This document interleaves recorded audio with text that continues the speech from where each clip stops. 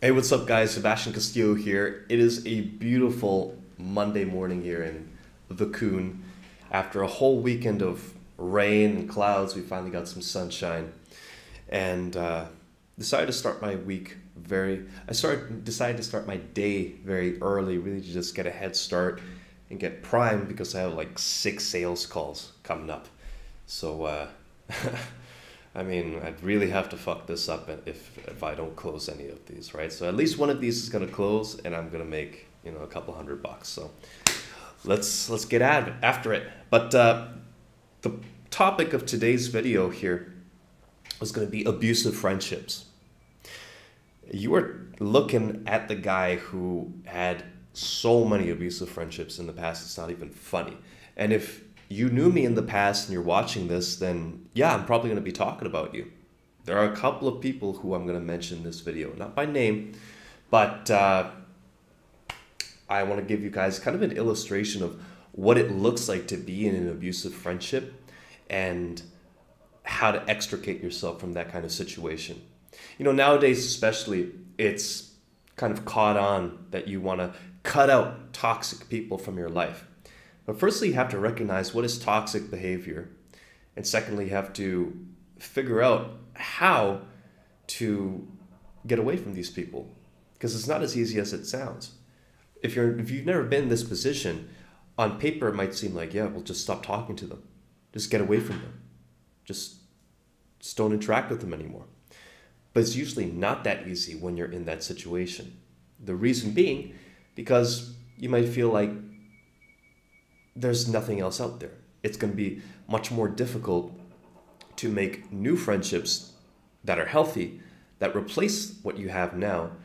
And it's just easier to be in this position and kind of put up with it and hope that that person will change. But it doesn't happen. It doesn't usually happen, at least not in my experience. So the very first scenario I want to touch on was with a guy, let's call him David. That wasn't his real name. But David lived on my street when I was, growing up in Vancouver, Canada, living with my parents. And we lived maybe 15, 20 minutes away from my high school. And maybe around ninth grade, I started to just walk to school rather than get a ride because I just felt like it would be a good way to gather my thoughts in the morning, get some exercise, and just kind of take that further step towards independence. And we met in school. We kind of hit it off at first, and he lived on my street too. He lived a couple of maybe 15 houses up, right? So we arranged to start walking to school together in the mornings. And I don't know exactly when this started, but it became, for example, it started subtly, right? Where he would be late. I would have to go up to his house and knock on his door and wait 10, 15 minutes sometimes for this guy to be ready. And usually I would end up being late to school because I was waiting for him. And on the one hand, yes, I know I could have just gone to school on my own. But on the other hand, I thought, well, it'll be more fun to walk to school with my friend. And when this guy wasn't late, he would be waiting up at at the top of the street there for me. And he would greet me with, "What's up, motherfucker?" Or, "Hey, fuck your mother," or something like this. And at the time, I really didn't, it kind of hurt a little bit, but I thought to myself, oh, this is normal. This is just how teenage guys talk to each other, right? It's just teasing. It's fun, whatever, right? And then I could say some shit back to him, like, fuck you, bitch, or whatever, right? Like, we all know teenagers have really fucking dirty mouths, right? Adults too, but teenagers especially when they're watching Family Guy and South Park and all this bullshit. So anyways, at first I didn't really think too much of it, but then as time went on, I started to think, that's kind of crossing a line. Bring someone's mom into, an interaction, even just as a joke, right? If you go to Eastern Europe, if you go to actually most parts of the world, that shit does not fly. You can kind of joke here and there, but you don't ever talk about someone's mom. That's just off limits completely. But I didn't really understand that. I just thought it was normal. And so then what else happened? So again, with this guy, David, there were just things that started creeping up, which I just really didn't like. He was, I guess you could call him a player when he's, 13, 14 years old. And at that time, it really just meant that he had some female friends who, looking back, were kind of fucking ugly. But the fact that he had some female friends who wanted to be around him and would say that he's attractive or he's handsome or whatever, that inflated his ego. And so me being kind of the friend that tagged along, I would be in situations in classes or just during lunch break or something like that where we'd be hanging out and he'd have some girls around him and he would make fun of me in front of the girls, put me down so that he could elevate himself. And usually the girls would just giggle and go along with it. And again, looking back, I didn't realize that I should have just cut the cord immediately, because this guy, again, he was using me as a means to uplift himself, so quote unquote, and just abuse me, right? And then the girls were losing respect for me too, because they thought that, okay, well, this guy obviously has no backbone. If he'll allow other people to talk to him like this, then why would I treat him with respect either, right? And then later on, when I was maybe 16, 17, I started working at McDonald's, pretty close to my house, so I would be able to walk there. And a lot of kids from my school ended up working there off and on, because again, it was pretty close. And David ended up working there too at one point. So at first it was kind of fun because we would goof around a little bit. He didn't last long. He ended up getting fired because he just wasn't taking the job very seriously.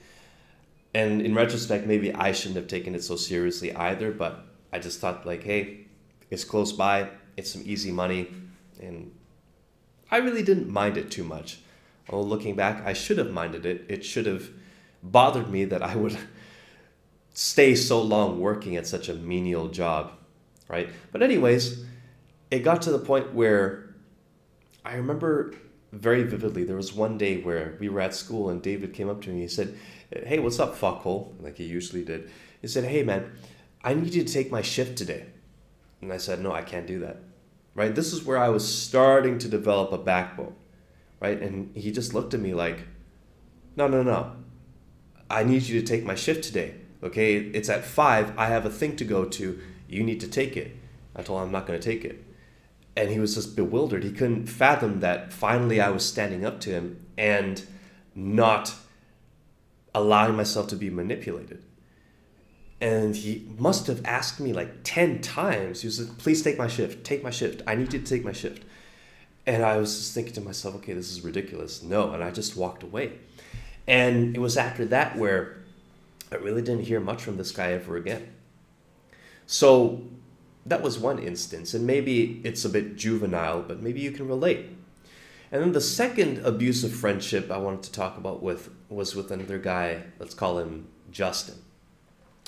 Justin, again, it kind of started out the same, where we were kind of just troublemakers. We would get together and we'd fucking smoke weed together. We'd light fireworks and just we tried to grow weed once together. I mean, like we did some fun stuff, but later on it got to the point where, again, I was being demeaned and put down when he had other people around us, to make it clear that he was the dominant one and I was just kind of tagging along for the ride. And in some ways, I'm not going to say it was justified, but for example, he had a car. Like his mom had a Mini Cooper that he would allow him to drive, or they had 2 cars, a Ford Focus as well. And I didn't have access to a car. Even though I had my license, my parents were much more strict with me, and they didn't want me to get into an accident with the vehicle. And they knew giving your teenager free reign of a vehicle meant that at the very least, the inside of your car would get dirty. The outside would get dirty at some point too, and it wouldn't be taken care of.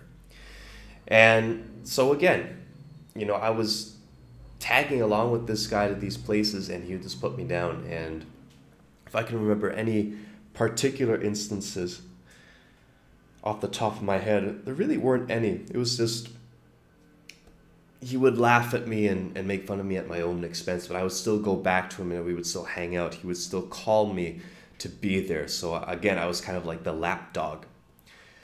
Now the third friend, this is a friend I go real way back with, probably till my first year of high school. Let's call him John. John was Chinese Canadian. He immigrated when he was like 5 or 6, so he was pretty integrated. He spoke good English and everything with pretty much no accent, but his family was still very Chinese. And if you know anything about this culture, usually the dad is in China working, running some kind of company or whatever, and the kids and the mom immigrate to Canada, US, Australia, whatever, and then they buy a house and all this, and they're just living off of whatever dad sends them. And so that was him. That was his situation. He was a fairly intelligent guy, and we got along pretty well, but the same kind of behavior patterns started manifesting again, to the point where actually it was funny. We would be good friends outside of school. We'd play basketball. We get together to study sometimes, and we go get food or whatever. But in school, it was like he kind of ignored me. He was embarrassed to be seen talking with me or interacting with me. And actually that was something that applied to the other two friendships as well. And then later on, because out of all these friendships, the one between him and I endured the longest. In fact, we kind of kept it up even when I came back to Canada after living in China for a long time. We would get together routinely, and one thing that just bothered me so much about this guy was that when I shared my goals and my ambitions with him, instead of supporting me and being solution-oriented, he would immediately kind of write it off. He would tell me that it was going to be very difficult, no matter what it was, and he would say that, oh, you shouldn't do this. You should try this instead. You should do what I did. You should go back to school. You should try this, or we should do this together. And I would be against it. I would tell him I want to make money online. I want to start a cleaning business. I would tell him I want to live abroad. I would tell him I want to do cold approach and meet a lot of girls. And he was just not built like that. And it was funny because there were actually a couple of occasions where not only his not supporting me and kind of downing me, but he would make backhanded comments too, right?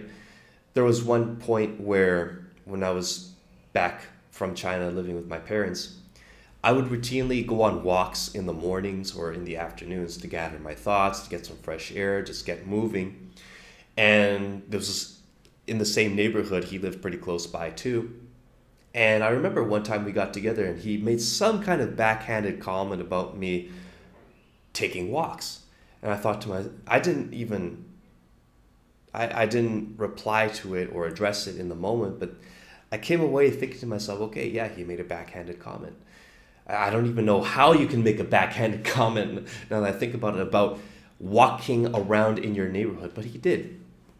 Maybe it was something to do with the fact that I wasn't working a job or anything. I was trying to figure out entrepreneurship at the time.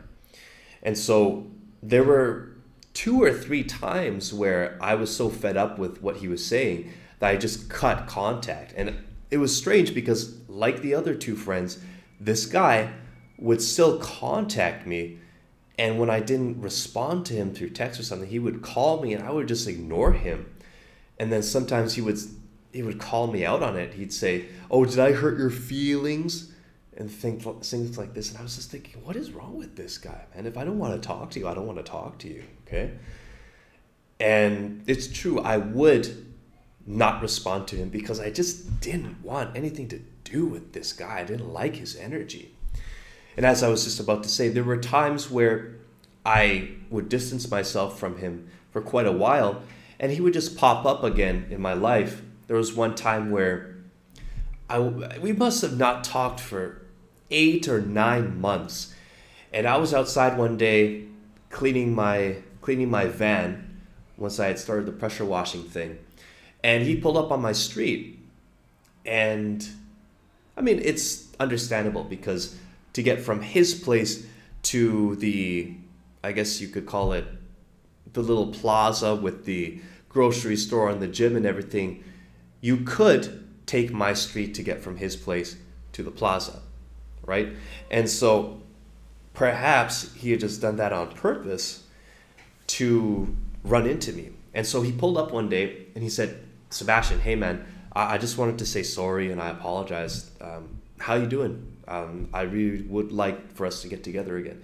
And I thought, okay, you know what, I'll give it a chance, right? You know, no harm, no foul, right? I'm not going to forget what was said or how I felt before, but I'll forgive you. You know, I'm not going to be a hard ass about it. But the problem is that, again, the same things happen. And for example, I remember shortly after this, once he learned that I was washing houses and doing pressure washing, he said, oh, hey, dude, could you pressure wash my backyard? Because it was mostly concrete and it was, you know, all full of moss and whatnot. I said, yeah, sure, no problem. So I remember going to his place and he even offered to pay me like $50, whatever, just to cover the gas. So I did it and, you know, it was fine. But again, something that bothered me. At one point, as I was finishing up, he said, oh, here, let me give that a shot. And I took a moment to say, okay, sure. I handed him the pressure washing gun. I gave him a couple of pointers on how to use it and handle it carefully because this is an expensive machine. And lo and behold, he goes off and he just kind of abuses it, right? He was not treating my equipment with care exactly how I showed him to. And again, I just interpreted that as a low-key sign of disrespect. Like, dude, I spent a lot of money on this equipment and I just did you a big favor by cleaning up your place here. The least you could do is treat my stuff with the care that I showed you just now. And then later on, once we started getting together here and there to, you know, have beers or smoke weed or whatever, again, he would start making these comments to me. And I was just getting fed up with it. And I said, okay, that's enough. I don't want anything to do with you. And it got to the point where, again, it was just so weird because after I left for Mexico, he got in touch with me a couple of times. And he was asking me, hey, man, how are you? I hope you're doing well. I was like, yeah, I'm doing well. You know, I'm doing this and that. You know, Mexico's good. He's like, okay, yeah, glad to hear it. And I wouldn't extend the conversation. And it was especially weird when literally just a couple of weeks ago, after not talking for months and probably more than a year now, he reached out to me on IG. And he said, hey, Sebastian, just in one message, hope you're doing well. I'm getting married in July in downtown Vancouver. Hope you could make it. It would be great to see you. And I just thought to myself, I don't want to. Why would I want to do this? We don't talk anymore. Why would you want to invite me to your wedding if we don't, you know, a very intimate and special occasion for you, if we don't even talk anymore? And on top of that, I was just thinking to myself, like, do you want to pay for my flight? You know, you're aware that I'm living in a different country, like thousands of miles away from you, right? You're aware that I have my own shit to deal with right now, that, you know, I'm working, I've got stuff to do, and I would have to take time out of that to go and attend this event. And I'd have to, you know, pay for my own accommodation and all of that. Did you factor any of that in? Well, you know, probably he didn't. Or at least he was banking on the fact that I would start some kind of conversation and try to figure out. But I just told him in the most polite way I could, yeah, glad to hear it. I hope it's going to be a very memorable and special occasion for you. I'll have to decline the invitation, but thank you. And again, I hope you have a great time. And that was it. I didn't keep talking about it or anything like that. I didn't want to. It's strange because a lot of these abusive people will actually come back to you once you pull the plug and say enough's enough, because you respect yourself. And now I want to transition into how to get to the point where you don't have to deal with these kinds of people anymore. First, recognize abuse. Recognize when people are making backhanded comments towards you, when it's very direct, when it's very overt, where they're insulting you. They're putting you down in front of other people. Or like I said in that earlier example, if you're in a school or community where everyone kind of knows each other, they ignore you, they feel low-key embarrassed to talk to you, but they're okay with talking to you outside of that environment, and it's almost like they're a different person. Recognize those things. And then the way to extricate yourself is fairly simple, but you have to understand. It might be tough being alone once you stop talking and interacting with these people. It might be tough seeing them around and kind of feeling like, oh, we did have some good times together. I don't really want to cut this person off because, they were kind of fun to be around. But then you have to understand that, yes, you might have had some good times and positive aspects to your relationship. But if there are glaring negatives, those outweigh the positives. Because this is to do with your dignity and your self-respect.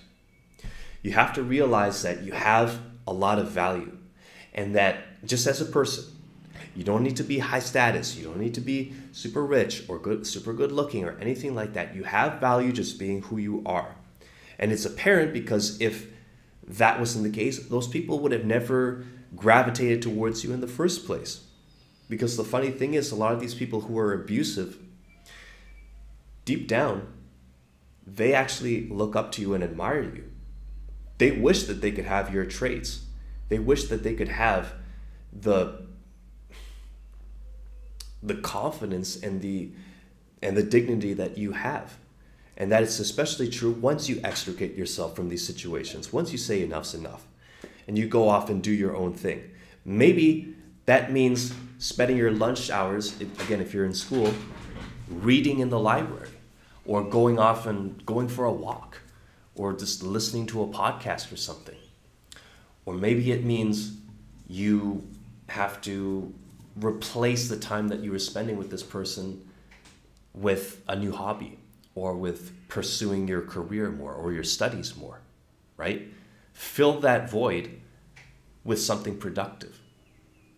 I remember when I started really taking steps away from these people, that I literally would just go to the library at lunchtime instead of hanging out. And I would surf the internet.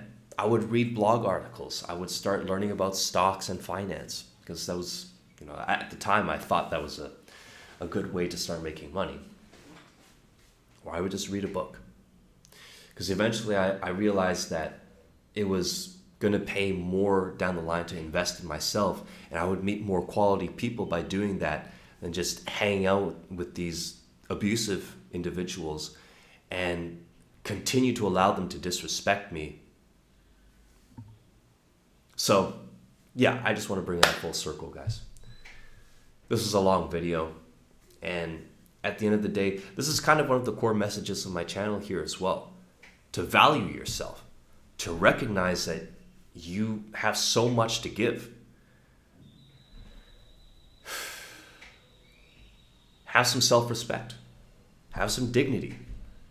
Don't put up with these people, and learn going forward to recognize these signs of abusive people and cut them out as soon as you feel them disrespecting you blatantly. Sometimes, especially when you take into account different cultures and different backgrounds, people might slip up and you might interpret what they say or do to you as abuse or an insult, but they never meant it like that. And you can take a moment to try and clear the air. However, there are some universal signs of disrespect that you shouldn't ignore, and that you can confront them about it if you want to try keeping that relationship alive, but usually it's not worth it. Usually it's a clear indication that this person doesn't value you, and this person isn't worth your time, your energy. life is short, and there are good people out there who will love you, people who will be excited to be with you, people who will go out of their way to support you, go out on a limb, even to their own detriment, to help you get ahead, because they have so much faith in you as a person and your value that they know later on you're going to help them out, either in a similar or equal manner, or even to a greater extent. So I hope this was helpful, guys. Value yourself, respect yourself, have some dignity, and just realize that most people are overrated. You don't need them. You can go out and find new friendships, find new relationships, because you're a quality person. Talk to you next time.